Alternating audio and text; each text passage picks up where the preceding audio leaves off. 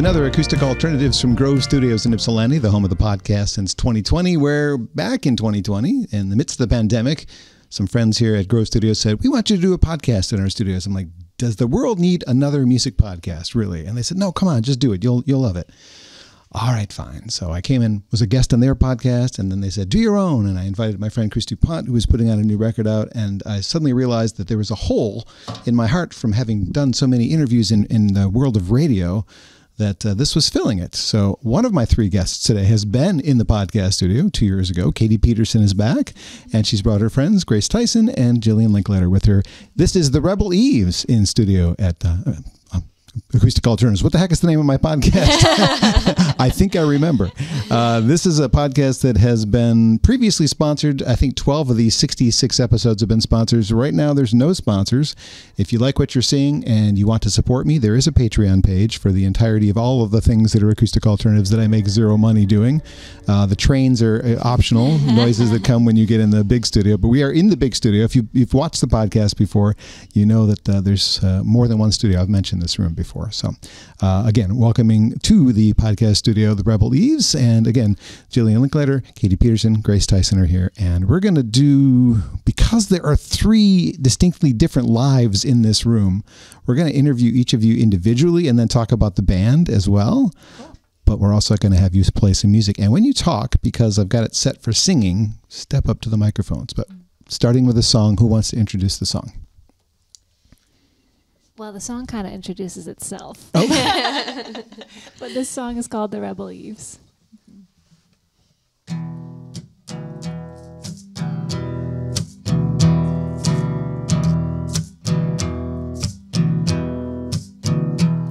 Let's take it back to the garden, where all the blame was put on me.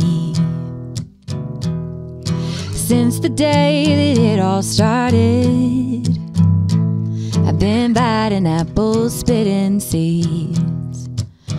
Try to take my body, my power, my choice, my soul, but you will never take my voice. Can you hear me now? Did anyone care to ask Mary if she wanted any part of this? It's the only way to make history, through martyrdom or fruitfulness. Try to take my body, my power, my choice, my soul, but you will never take my Can voice. you hear me now? Never take my Can voice. you hear me now? Never take my Can you voice. hear me now? Never take my Can you voice. hear me now? Oh, you can try, but you'll never take my voice.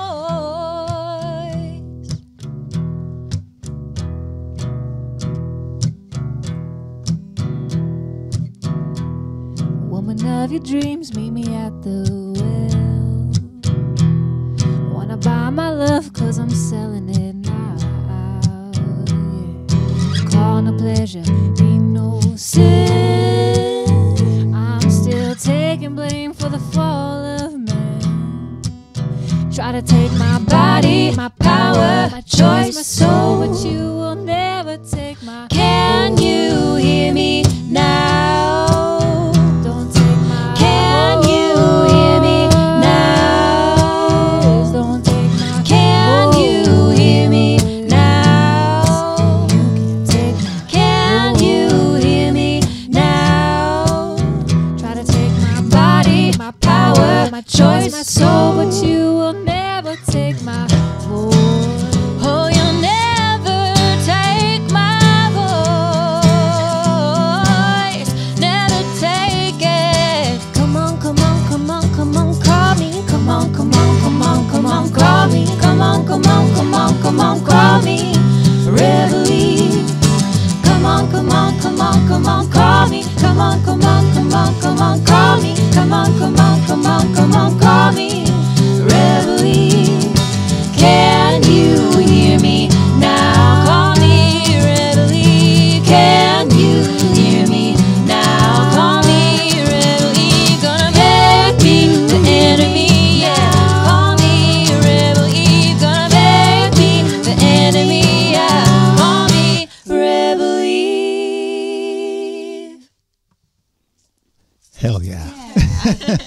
Rebel Leaves on the Acoustic Alternatives podcast from Grove Studios, and the song, which is it's like the Monkees have their own song, right? The Rebel Leaves have their own. Here we come. We're the Rebel Leaves. Not quite that. Fantastic. I have heard that one. There's a video for that one. That one exists in the world. We will eventually get to when are these songs going to be available for people, but there are people in the room, and we'll start with Jilian because she's right here to my right, and the first person that is 2015 or so, I think I might have reached out to you. You might have reached out to me. I was still working at the radio station in Ann Arbor, and you were doing some shows in the area, and I played some of your music on the air because you were doing a show at the Arc.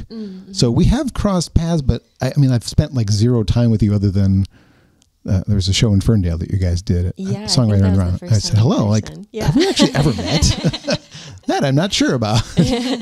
But that's about how long I've been aware of your existence, and I've been, This was an exciting project for me because of my longstanding fandom of Katie's music. I'm like, oh, you got something new?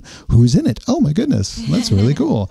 2021, I know you played 20 Front Street and the Arc, 20 Front Street, probably the basic places that you played most of your career in Michigan. Is that true? Yeah, I would say. And 20 Front Street's right in my hometown, so it was awesome to have that venue there. It's one of my favorites. Let's talk a little bit about you and growing up. Where did you grow up specifically? Lake Orion, Michigan. Oh, yep. That's such a bad place. It's beautiful there. Yeah. Or living as a vacation. Yeah, pretty much. It probably used to be that kind of. It was a vacation town. And that's like the actual slogan of the city. So we always laugh about it. It's a vacation town, come live here. That's the slogan? No, not quite that. What kind of stuff did you, as a high school student, find yourself drawn to? I think we're a little bit more ourselves in high school. If I went back to like 5-year-old. So? That's an interesting. Okay. What was I drawn to in high school? I played lots of sports. That's when I started playing guitar. I taught myself how to play guitar in like sophomore year of high school. And so I was starting to write songs then, and that was like the height of my, like Taylor Swift had just come out with her Teardrops on My Guitar, and so I started writing songs. So that was definitely my like music start, was high school. I'm trying to remember what other guest I've had in the studio, but it came to me that I didn't realize that she'd been around long enough that she's already influenced people that are making music. Oh yeah. Right. And she was like our age, you know. So she's like the 16-year-old girl, and I'm like, oh, I can write songs about my life too. Because she's still so current. It's not like you think of somebody who's been around 20 years, has been making music 20 years long enough to influence people. I guess so, and it absolutely is the case. So that's interesting. You were a runner, if I remember from some research I did. Yeah. I ran track. I did high jump and hurdles. That was my thing. In high school and on into college. Big sports gal.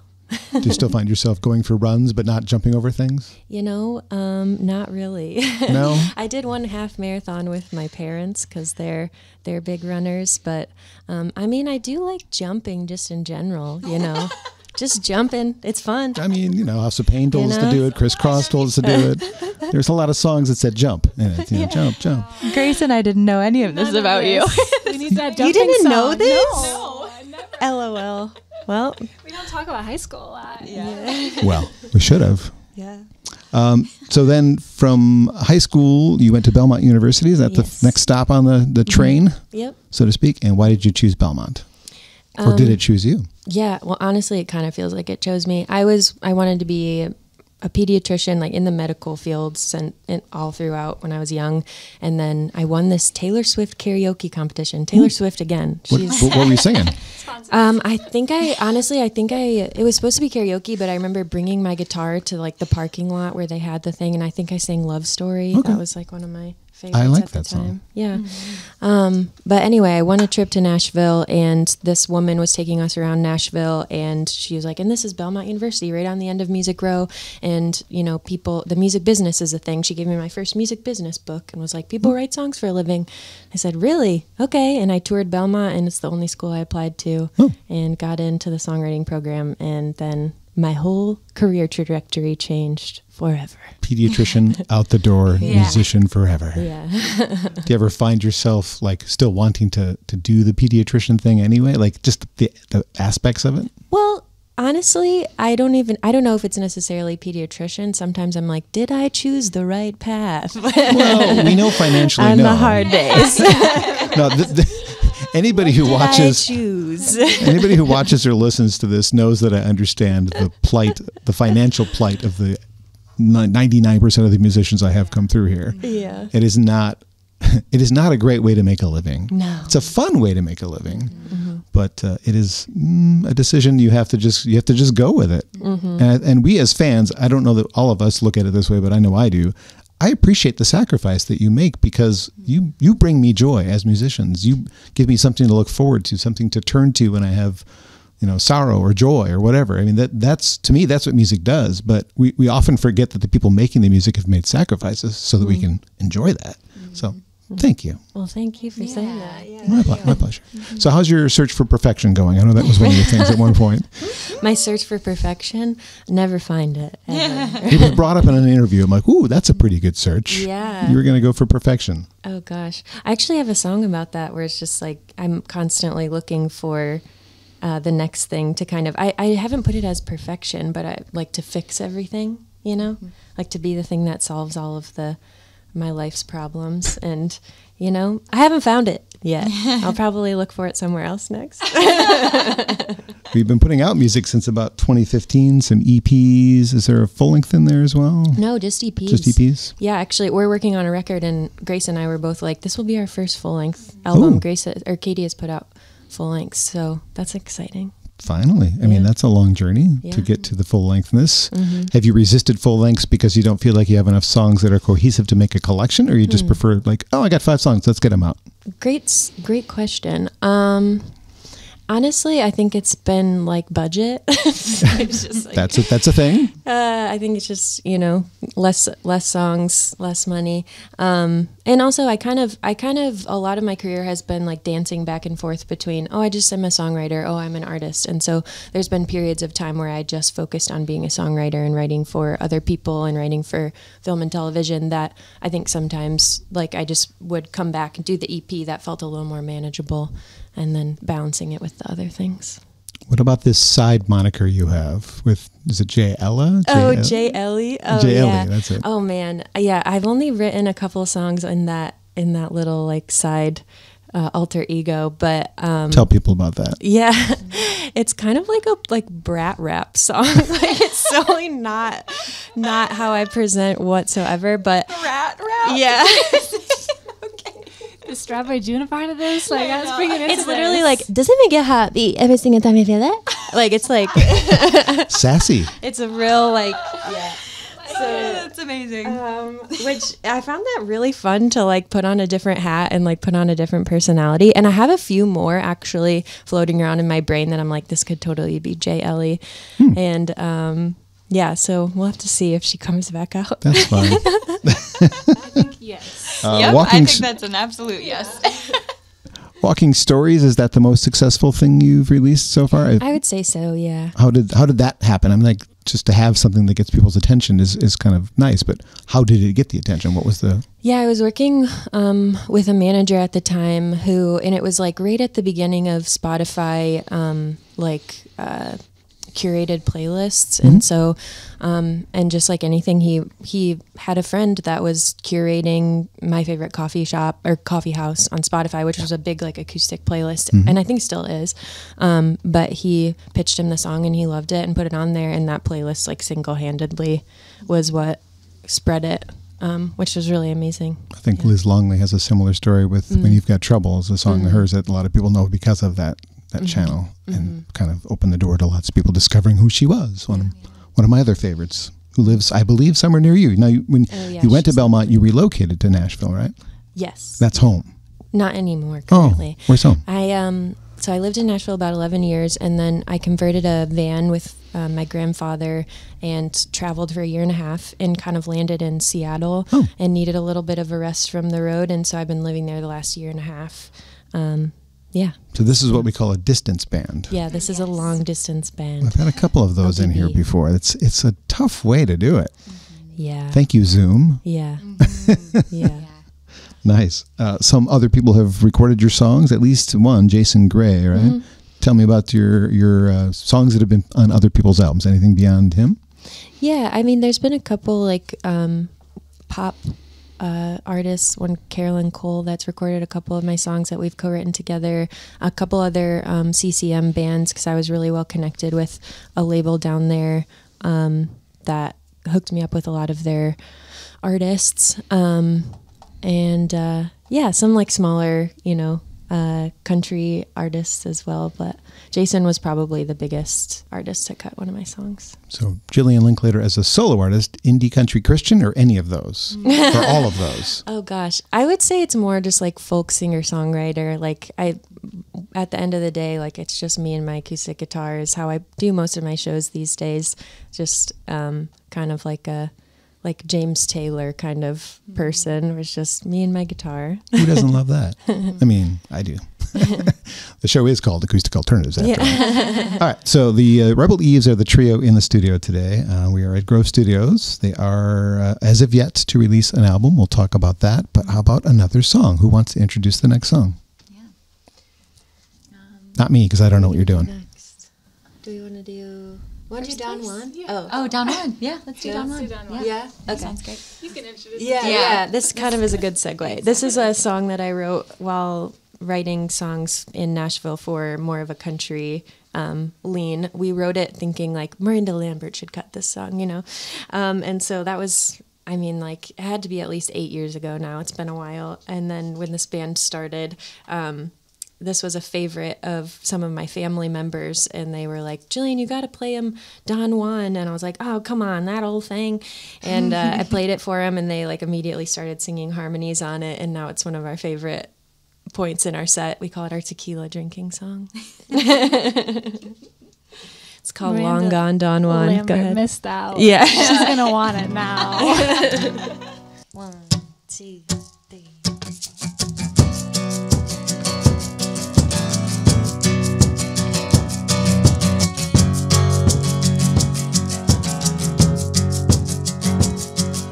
You caught me in the aftermath of a love gone bad. Wasn't like me to fall for a player like that. Oh, but the way he wore that gypsy smile and held his 69 J45, lost a little bit of my mind that moonshine night. Ooh, was the best he ever had. Told the same to every girl after that. 'Cause he's a drifter, shapeshifter, sweep you off your feet kind of kisser. Gold tongue on the run, leave you in the morning with a smoking gun. He's passing through 90 proof, the kind of liquor you just shouldn't shoot. He'll say, hey baby, my name is John, and then he's long gone, Don Juan.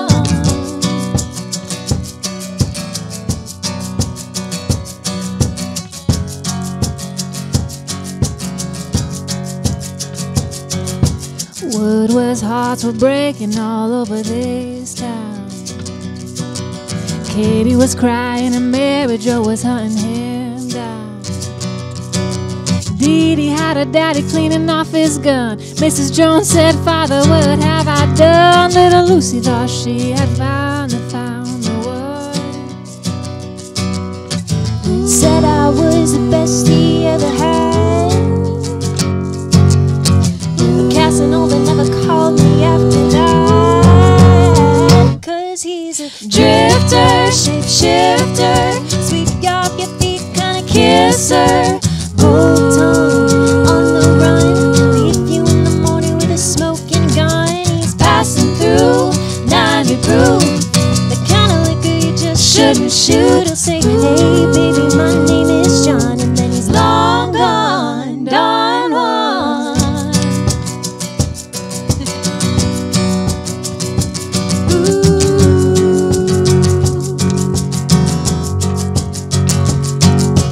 Cowboys can't be worn. Hell hath no fury like a woman.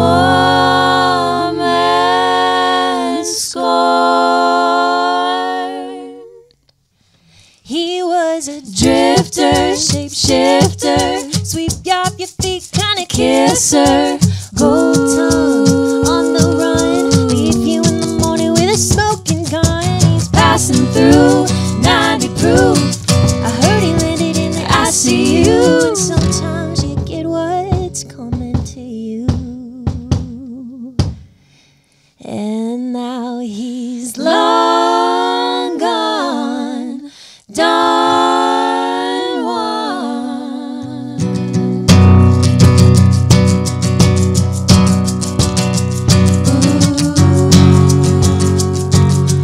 Long gone, Don Juan.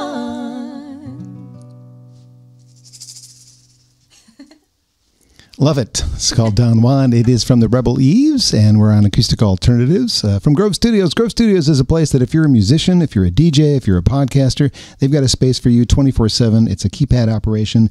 Get out of the garage and get into the studio is their motto. So if you're looking to not annoy your neighbors with the noise you're making, practicing, or making your DJ noises really loud, or mastering your album, which we can do in the room behind you, actually, this is a place in Ypsilanti, Michigan, right between Ann Arbor and Detroit. If you're watching this from elsewhere, maybe you're planning a tour coming through, like, we need a place to practice before we play at the Arc. Here. I know a lot of people who have done that. I know some of my previous guests have been here before, so I want to thank them for being such great hosts and encouraging me to do this in the first place, because I am loving having so much fun doing this. Rebel Eves are here. That makes me happy. We just got to meet Jilian Linklater and talk to her a bit about her career. Another time, perhaps we will do a more in-depth look at you and have a solo thing with you when you're in the area. But this time we're going to skip over Katie and go. We're skipping over you. Me. Oh, okay. Sorry, for now, just because this is the way you're lined up. Did you say skip over or step over? No. Here I am. We're going to speak with Grace Theisen right now. Grace, welcome to Grove Studios. Hi, thank you. It's good to have you in. It's good to be here. I know that the other side of the state is home for you, correct? Yes, Kalamazoo. It's where you're from and where you went back to. Is that correct? That is correct. You spent some time in Nashville at some point, and I did, yes. I moved down there in 2015. I was running a nonprofit at the time called Songs Against Slavery. So I was sort of on the other end of the music business, running benefit concerts and booking artists and venues. So I'm pretty new as of like 3 years to the performing side of it this heavily. But that's how Jillian and I met, was down there.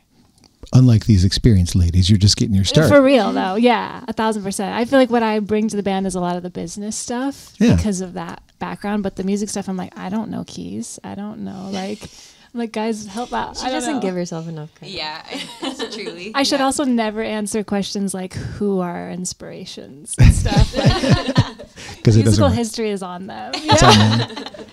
Well, congratulations to you, however, despite how short you've been doing this, you have gotten a fair amount of attention. Like, I've noticed your name come up a lot in the last few years. Thank you. Which is, I mean, that's not that easy to do. It's just debut, and then suddenly people are talking about you, writing about you. Yeah. You're showing up, and how did that happen? Just because you're talented? I mean, I know you are. No, I mean, yes and no. I think a lot of it was also like I've almost for 10 years, like I said, was on the other side of this, booking artists, booking venues. So I knew a lot of the music business. And I think when I moved back to Michigan, my mindset was like, I don't really know what I'm doing as an artist, but I do know how to like run a business. And one of the things that I learned with my nonprofit is like, we always surrounded ourselves with people who are better than us and smarter than us.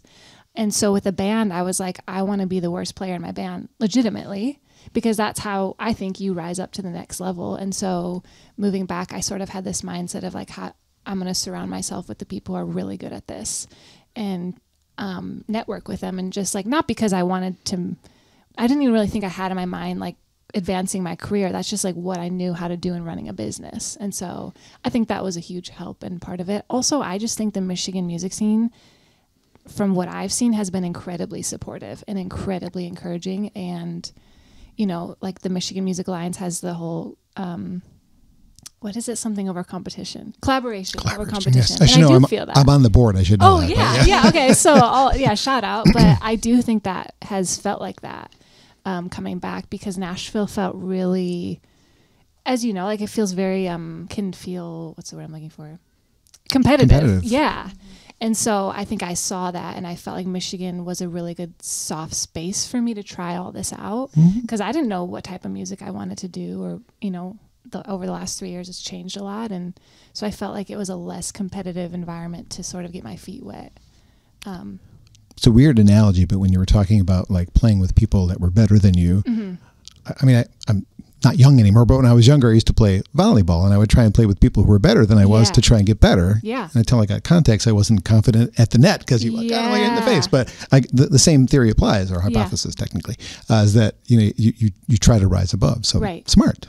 1,000%. And I think that is like, I've learned so much from both of them in a lot of this and a lot of the music stuff. And I think that's what makes us such an awesome band, is we all bring different strengths to the table. So has music always been like one of your loves? What were you, when did you decide that this was the thing? It's so funny. I really hate performing. Like I find this career absolutely terrifying. Oh my goodness. And I'm always sweating on stage. Like I really, being up here with them feels good. When I'm on my own with my band, I'm still, before every show, I'm like panicking, to which I'm like, why did I choose this career? Like this is absolutely terrifying.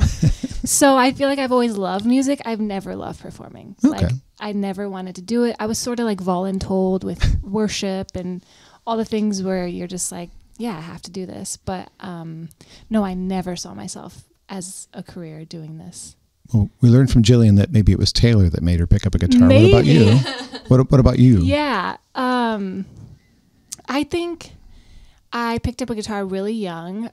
My family had, our God family had 5 kids, and we had 5 kids. Okay. And they had 4 daughters, and there's 3 in my family. And so we all just harmonized together. My godfather taught us how to play guitar. We were singing like Patty Griffin. Every like family gathering, Christmas was around music. Someone had a guitar. We were like 4-part harmony. So it's always been a part of my life. Just this like performing part of it was not really something that I saw myself doing until I ran Songs Against Slavery. And then I saw how impactful music can be in making change. And I was just like, wow, I want to be on that side of it for a change. Like I had done so much on the back end of it. And I saw the way that, you can change a room with a song. You can change an environment with a song. We were talking about that the other day. And I think I wanted to do that for myself first and foremost, because I was so scared of it as a career. Like I was so comfortable in the background. And I kind of have this thing in life where I keep choosing careers that scare the shit out of me for better, Why not? Yeah, because I want to keep growing as a human. And so I think my personality feels like every 10 years I sort of change careers so far. So I'm like, I'll give this another like 7 years and then I got to change careers. But no, I think until it stops scaring me, I think it's what I kind of need to be doing, because it does help me face fears and step into like an identity that, I don't know, I was scared to step into for a lot of my life. Well, sidebar, Patty Griffin's Living with Ghosts, one of the best albums of the genre. My gosh. Like, that's a perfect album. So if that was part of your influences, nice. Yeah. Take that with you. Now, when I hear you, I hear kind of a blues rocker as your solo self. Yeah. Is that kind of where you file yourself? If there was a section in the record store to put you and your solo music in? Yeah, I think so. My cousin was in a blues band growing up, like a pretty popular blues band. He toured with ZZ Top as his guitar player for a while. And so I was like saturated in blues music. And I've just always felt it's so, I don't know, it just always made my heart come alive like no other genre. And I just find the honesty in the songs very appealing. The grit, the like, sometimes slamming on guitars, but sometimes just being, like Bonnie Raitt, incredibly skilled. And so I don't know, there's something about that genre that fits my style of voice that makes me feel like I can come to life. But I am learning a lot, I think, being in this band of like doing the singer-songwriter slow, like more intimate. I was telling them like I sing slow, vulnerable songs now, and I'm sweating even more. So I think you can take your jacket off. Yeah, it's okay. I'm always sweating. sweating. I'm sweating now because it's all the lights in here. Yeah, I'm not used to that. So yeah, but I would say overall, I think blues is where I want to land.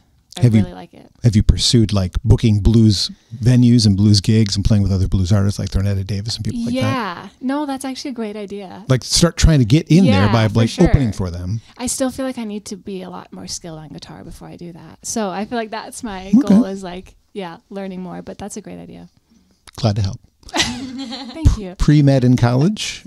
Oh my gosh, yeah. I was pre-med. I thought I was going to be a doctor. That's wild. Super crazy. I also wanted to be a pediatrician when I grew up, so that's so funny. Maybe that's our next There's a career note in here band about of medical. Yeah. That's so funny. Yeah, it didn't last more than a year. Oh, okay. It Saw was blood and you just- got out? Yeah, well, No, not really, just but more kidding. like bones, and I got out. Okay. Something. Yeah. Why did you end your nonprofit? Did it just take... Question. Sometimes it just naturally ends. Yeah, I think it was that.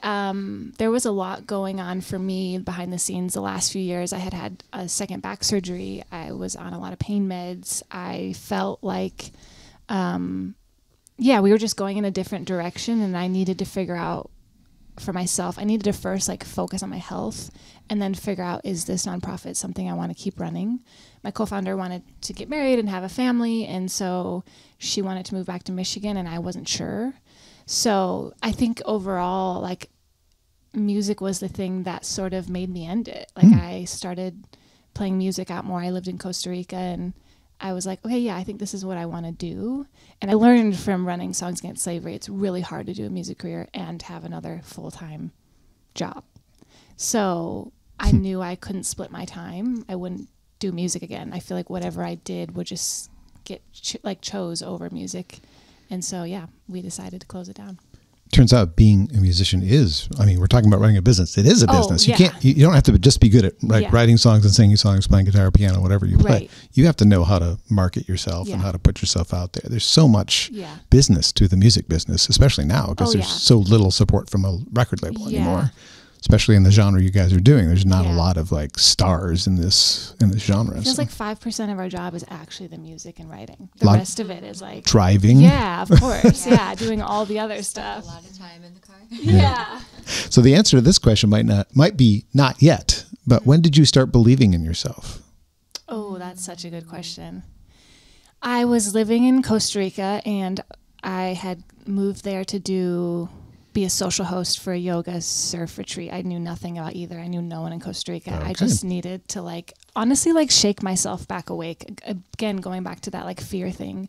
I needed to choose a job real fast that would kind of give me a lot of, not anxiety, but just curiosity again. I feel like I'd lost that in both chronic pain and also anti-trafficking work. And so I didn't even bring my guitar when I went down there. I didn't tell anyone I did music, and slowly my boss started coaxing me out of my shell of play a song for Shavasana, and I started doing music again. And I felt like there's something about moving to a country where nobody knows you, really moving to a town where nobody knows you, starting over, that gives you this confidence of I can make a home anywhere I go. I trust that about myself.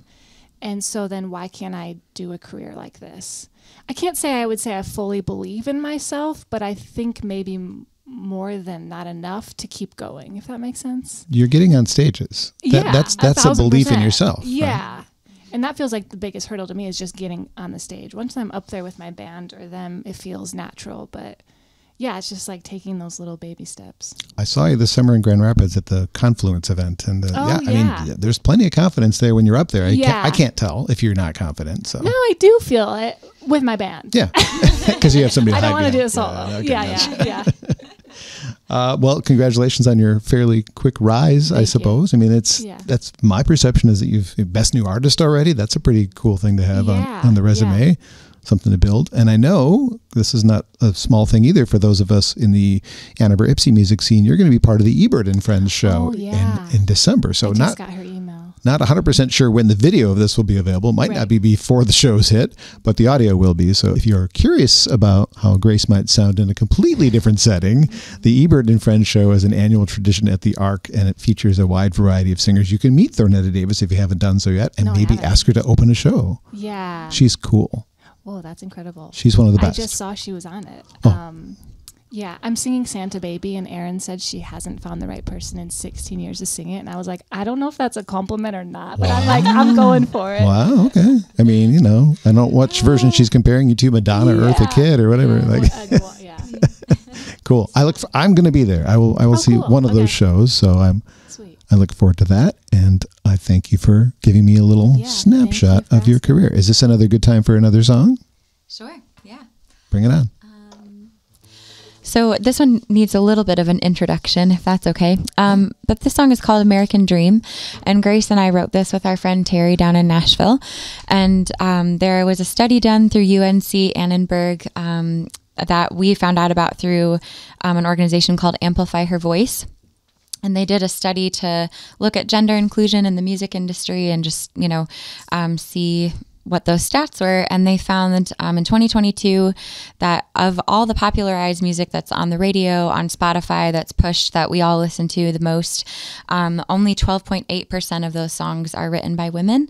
And so that's not to say that there are not more women songwriters out there who are working hard and doing our best. And so this song sort of came from that realization.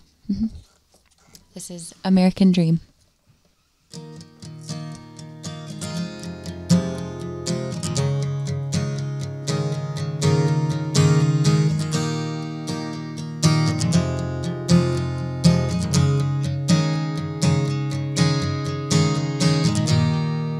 For all the highs been taking lows, I'm in a 10-year town, but I can see through the smoke. Dismissed by men that are half my age, playing worse songs on a bigger stage. But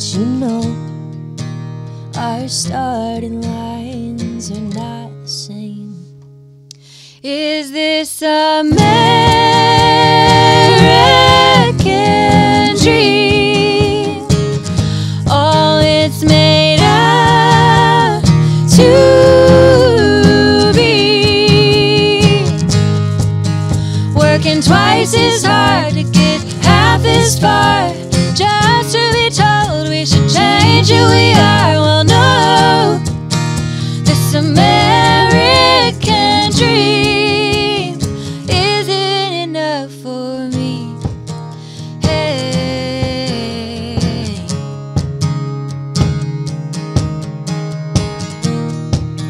hey.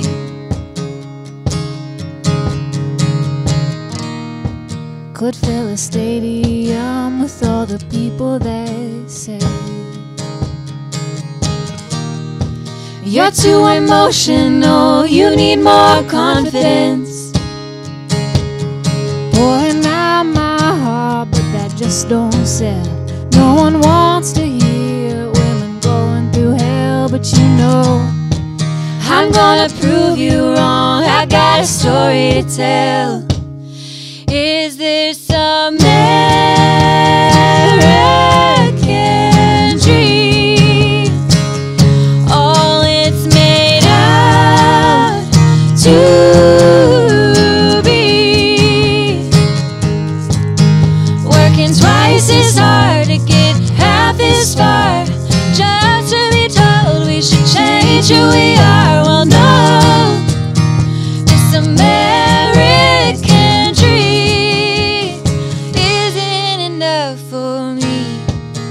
Hey,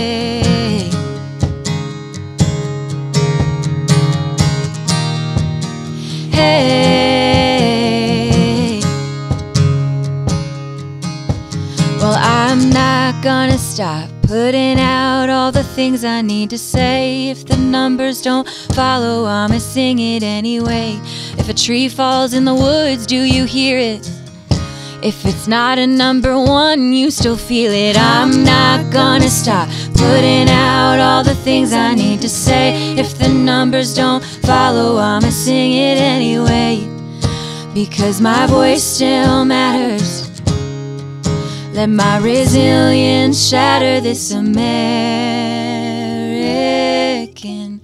dream that never was cut out for someone like me. Is this American dream all it's made out to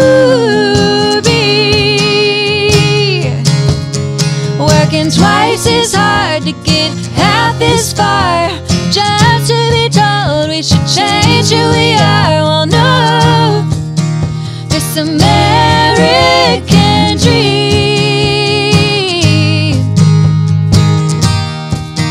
This American dream isn't enough for me. Okay, wow. I mean, if I may vote, that should be the lead single from the album. If I'm allowed to vote, that's my vote so far. I mean, there might be another song that you perform next that I might change my mind, and I reserve the right to do that. But holy crap, that's a great song and powerful. Thank you. Love it, love it. The Rebel Eves are my guests today on Acoustic Alternatives from Grove Studios in Ypsilanti. And we've already met Jilian, and we've already met Grace, and we've met Katie before. If you look back on the previous podcast, it was about 2 years ago, her last and first visit here, but we've had visits at my radio stations, and we've known each other a while. And I'm not sure if I should call you Katie or Charlotte, because she was Charlotte in a movie I saw, and I was confused. I'm like, no, that's Katie. Wait, I'm sorry, what? Do they not know that you're in a movie? I was an extra. It was like, it's a small indie film. It's very cool. It's called Duelers, which is how I got my start as a dueling pianist. And so a few friends of mine made a movie called Duelers. It's actually quite good. I feel like you did tell us this. Yeah, but I was just a little extra. I was a bachelorette in one scene. And your name was Charlotte. And my name was Charlotte. And it was funny as hell. That should be your alter your ego. bar. Yeah, there you go. It's actually a really fantastic movie. It's no longer available to watch for free online like it was when it first came out, but I watched it twice, and I don't watch a lot of movies twice. I watched it once just out of curiosity because I knew Drew a little bit, and then as I was preparing to interview Drew about the movie, I'm like, I'm going to watch it again, and I thoroughly enjoyed it again, and I've recommended it a bunch of times, and it's always fun to see, I remember as I was watching it the first time, I saw you in there. I'm like, oh God, I hope she gets to sing and play. And no, it's just a little cameo in there. But that was fun. How did that come about? Just because you were friends with people? Yeah. So Drew and Colleen are wonderful, and we used to work together at a handful of piano bars, and they just asked me to be a part of it, and I'm so glad they did. It was really fun. I saw a lot of friends' names in the credits, so it was cool. That was pretty cool.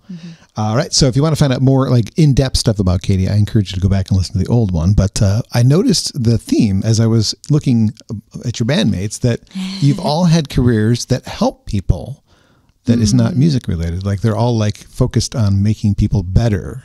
Is that did you guys even realize that when you got together? I don't think that we've ever put that together really in one phrase. Yeah. Maybe that's something that is, a theme that makes a song at some point, like helping people and getting better. Although, I mean, the song you just performed is about lifting up women. So in a sense. Yeah. I think that's one of our main goals as a band, actually, is to lift up women. We started it with one another to empower each other, and it's a lot scarier to get on stage by yourself, like Grace was talking about. And I've been in bands where I've played with a lot of different musicians, but I've never been in a band that has been like this. So it's been very cool to kind of come together and write like-minded songs to support the people that we want to connect with the most, I guess, through our music. It's the 10th anniversary of Happy Mess, which is a great album title. How do you feel about that being 10 years old already? Oh man, I can't believe it. There's a lot of feelings around that. I think, like the biggest one being gratitude. I think I started recording that record because of my brother, actually. And he reached out to a producer on my behalf, Dave Douglas, and he was just so excited and wanted me to record. And so he reached out to him. We got connected. I recorded, and that was the beginning of the journey. So it's been a long decade. It's been a hard decade. It's been full of friends and people and shows and all the things. But a decade is a long time. And some ups and downs, and we hear about those as we listen to your music, as we follow your story through song. When I saw you last, Limitless was not out yet, and Limitless was a painful journey to go through to get to the album. But from what I know about you personally, you're on the other side of that, and you're happy. High five. I like you being happy. I mean, it's it's selfish. Like when Sarah McLachlan got married, I was sad. Oh no, where's all the Forlorn songs going to go? Like I'm happy that she's happy, but like all the stuff that makes me love her music is going to go away. And I felt that way about other people. Like, no, don't get married, Liz Logley. Like, I want the sad songs. No, I love her as a human, so I want her to be happy. That's so great. But I want you to be happy. But Limitless, what a great record that was. Still Thank is. you. And I was looking forward to it then, and it was one of my top 10 albums of the year when it came out. So I'm looking forward to, hopefully, I assume you're all still working in your solo things. This is like a side gig. So is there more solo material coming soon at some point? There is. So actually, because of that 10-year anniversary, it's so funny that you mentioned Patty Griffin. So I was playing a gig. I promise this connects. I was playing a gig recently where someone requested Patty Griffin, and I had listened to a little bit of her music. And actually, one of the songs that I listened to the most was when I was writing Limitless, and actually on that road trip that sort of inspired that album, I listened to Long Ride Home probably like 1,000 times. And so I ended up playing that for the request, and then kind of went back and I was like, I don't think I've listened to this album. And so I got in the car and was listening to the record, and it's 1,000 Kisses, and the first song is Rain. And I don't know what happened, but it was like this flood of emotions of like knowing this 10 years is coming up, and that album just hit me so deeply. And so I was looking into her a little bit more because I know of her work, and I know that she's, revered as a songwriter, but I found out that she put that album out like when she was nearly 40. And I think that, just I'm going to be 33, next month. And we just talked about women in the industry for American Dream. And I think that some of the feelings of that 10 years have been kind of connected to that. But so anyway, I ended up recording a solo piano version of Rain that I sort of merged with a rewrite of one of the first songs that's on that Happy Mess EP, Dead of Winter. And that will be coming out in January. So I'm very excited. I'm excited now too. Yeah. I love that whole album too, but Living with Ghost is still like the pinnacle for me. It was the start. And absolutely. There've been so many great songs, Long Ride Home. I mean, just like the story, and it kind of makes you want to cry, like that whole story. Absolutely. It's great stuff. Do you still lug a keyboard around, or do you try to book rooms where they have a piano? Oh, a little of both, but we're working on getting pianos in the rooms because it just makes it so much easier. It saves car space. But it's been really nice to play. Anytime a place has a grand or like a baby or even an upright, it's so nice to play a real piano versus electric. So. And we're standing next to one, but I don't want to it's too complicated. If I had the right mixing capabilities, I would definitely have let you play in that piano over there. One other cool thing that I saw that happened to you since we last spoke, and I was like, what? You played with Ben Folds. I did. Come on. Tell me about that. It was crazy. I'm still like on a cloud 9 from that. I work at a place in Nashville called Sid Gold's Request Room, which is basically like piano karaoke where I play the piano part and then like Jill would request a song and then she'll sing while I play. And so Ben was working on promoting his upcoming album and upcoming tour. And I don't know how my boss Kira got connected with them, but she was like, well, if he wants to promote the Nashville show, then he could play like a private show at our place and we could do like karaoke with Ben. And so basically they had 10 Ben Folds songs. We could all put our name in a hat to be pulled, and so I got to sing the duet with him, the Regina Spektor duet, and it was one of the top 10 moments of my life. I got to see the video. Somebody posted it. Yeah That was cool. Awesome. Congratulations on that. Thank you. And thank you for bringing your friends with you. Yes, I'm so glad they're here. How did the Rebel Eves form? Who wants to answer that? I guess we all kind of can. Yeah. Step up to the mic when you do. Well, I guess it came out of our first writers round. I knew Jilian from Nashville, and then I met Katie through our former producer during COVID over Zoom. He sort of connected us, and I think we were supposed to write, and we ended up just like talking for a long time, like hours. And then we did write a couple songs. Yeah. But we became fast friends very quickly over Zoom. And then I met Jill when we did our first writers round, and we were all kind of sitting in your parents' living room, harmonizing on each other's songs. 2021? Yeah. Was it? Yeah. Oh, gosh. I think so. Yeah. And yeah, so we were playing like as our individual artists, and we were like, well, we'll just throw some harmonies on each other's songs. and like the blend of our voices just felt really, really good. And so we made that into the Nashigan tour. So we did that still as a writers round tour. But the more we like played and sang together, we were like, what if we make this a thing? And we went up to my grandparents' cottage in on Higgins Lake in central Michigan, and we're like, we have no expectations. We'll just kind of, if this feels right, we'll just keep taking steps forward. And we arranged our first song and came up with a name, and just felt like we should keep moving forward as a band. And yeah, now we're here. And why did we name it not Nashigan, which would have made sense because there's Nashville, Michigan. I mean, that's a great name for the tour, but why did the band name not become Nashigan? Well, I think we all come from similar backgrounds of different steps of deconstruction of faith. And I actually like to think of it as reconstruction, just sort of thinking about religion in a way that is empowering instead of exclusive, I guess.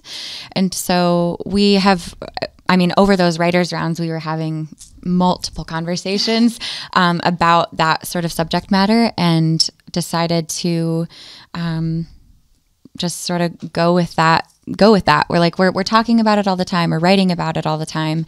Why don't we just sort of create the band this way? So I don't know. Do you guys want to add to that? Well, I think also too, like in our minds, Eve from the Bible is someone who gets a lot of blame. And I think in a culture, if you're constantly blaming women for the downfall of humanity, that's really dangerous, And so we sort of wanted to take something that this mindset we thought most of our life, and flip it on its head. And I feel like really our band is just asking a lot of questions. And that's sort of like, because we're still asking a lot of questions, but we wanted it to kind of convey, to get people thinking in a different way. I think that's really the heart of our band, is just like asking hard questions, and hopefully people will think about these old time beliefs. I hope they hear them. What are the ultimate goals of the band? A once a year thing, a twice a year thing, a permanent project that continues until, what's the goal? Did we talk about that? Grace wants to change careers. Yeah, until 7 years from now when Grace is done with this. Yeah, I think we're really taking it 1 year at a time. We already have a bunch of shows planned for the summer.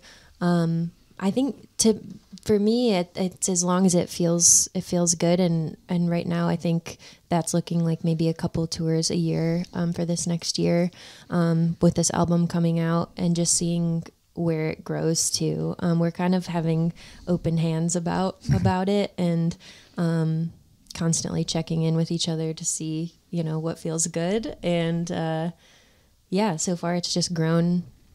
It feels like it's grown quickly and like progressed quickly, and we keep just stepping forward into the next door that opens. I think we're just going to continue to do that. Is there a projected release date? Well, first single is going to come out February, like 20th or something like that. February, yeah. So first single, we have a date.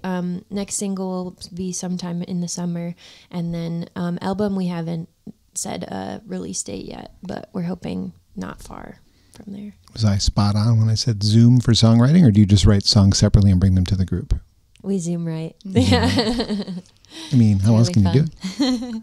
Is there times that when you're on the road together, you sit down and go, hey, let's try and write a song now, because it's a little bit more organic and easier? Like, I'm taking away from that time right now by having you here, but... Actually, one of the newest songs that we wrote, what sort of happened organically, it was while we were rehearsing, and we were all just kind of jamming out.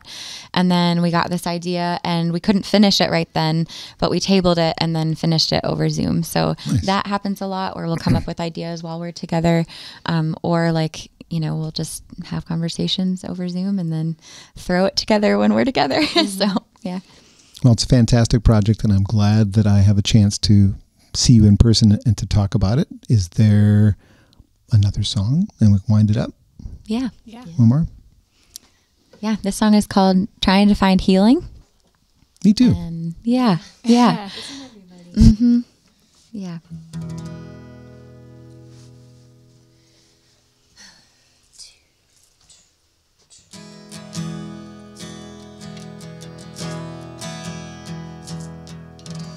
How do you know what's right or wrong?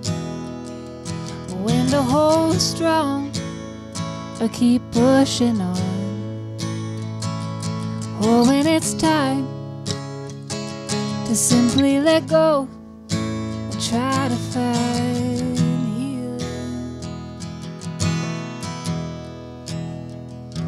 And how do you start to quiet your fear? Stand in your power and not disappear.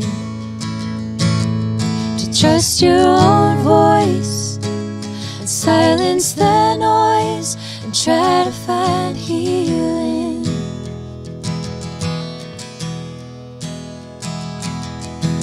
Oh,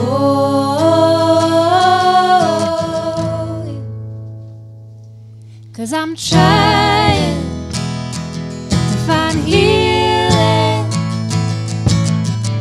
to face my demons every day. I might be crying, but at least I'm feeling. I might mess it up, it's gonna be okay. I might let you down, but I won't disappoint myself. I'm trying to find healing. is anyone else tired of shouldering armor? 'Cause to be honest, I don't think I can take it any longer. I'm trading heavy for freedom and ease. I'm just trying to find healing. 'Cause I'm trying To find healing, to face my demons every day. I might be crying, but at least I'm feeling. I might mess it up, it's gonna be okay. I might let you down, but I won't disappoint myself. I'm trying to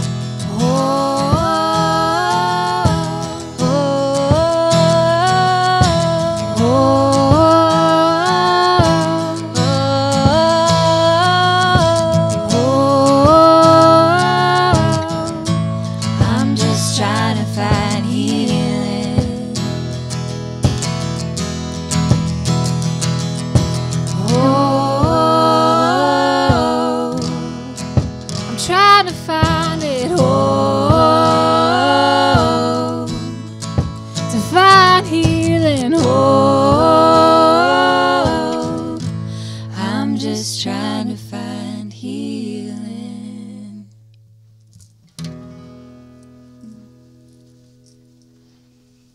The Rebel Leaves on Acoustic Alternatives. And remember when I said I reserve the right to change my mind? That might be the first single, too. Oh, Can there be two wow. first singles? That's a really great song, too. Thank you. Wow. Wow, wow, wow. Thank you so much for sharing your talents in this special session with me. Where can people find more information about the Rebel Leaves? Is it the Rebel Leaves? .com. .com. So if you don't put the in, we might go somewhere else. Yeah. Yeah. I don't know where we'd go. Yeah. So singles next summer, some touring. There's things to look forward to. If you missed them on their Michigan swing because this came out too late for you to find out about them, even though you might have seen them on the playlist because I put them on the Acoustic Alternatives playlist, this is your chance to start paying attention. Sign up for an email list. Is there an email list? There is on our website. That's a way they can keep up with you and they can make sure that they know when these singles come out, because I have been excited about this project since you told me about it 2 years ago. So thank you again.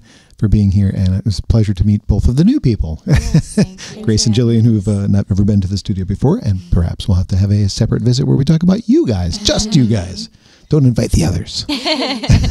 Grove Studios is our first interview. I think it is. As a band. As a band. Yeah. Wow. So thank you. Thanks You're for very being welcome. I was going to ask that actually, if that was. Mm-hmm. That's very cool. If you're new to the podcast, because of these young ladies, there are 60 some other ones to listen to. Probably the biggest star I've had on the podcast was Jeff Daniels and his son Ben. Invited me to their home and got to do a nice session with them. I've had the pleasure of visiting with Glenn Phillips of Toad the Wet Sprocket and Brian Vander Ark and some of my favorite singer-songwriters of the scene like Jonathan Brooke and Willie Porter, people like that. So it's been going on for a long time. If you're just discovering it, thanks. Support me on Patreon if you think you want to. I've got some special things for people who do there.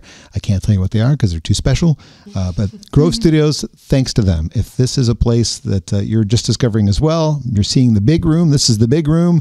There's a drum kit. There's a piano. There's space for lots of people in here. Obviously, we recorded a big video in here with a trio. So check them out. Grove Studios in Ypsilanti is the reason I'm still doing this. So thanks to them. Appreciate everyone who's paying attention. And I don't know what's next. I don't have another one booked at the moment. So just keep an eye on the podcast page. And thanks for being here. Thanks, all three of you, for being here as well. Thank you, John. Thank you.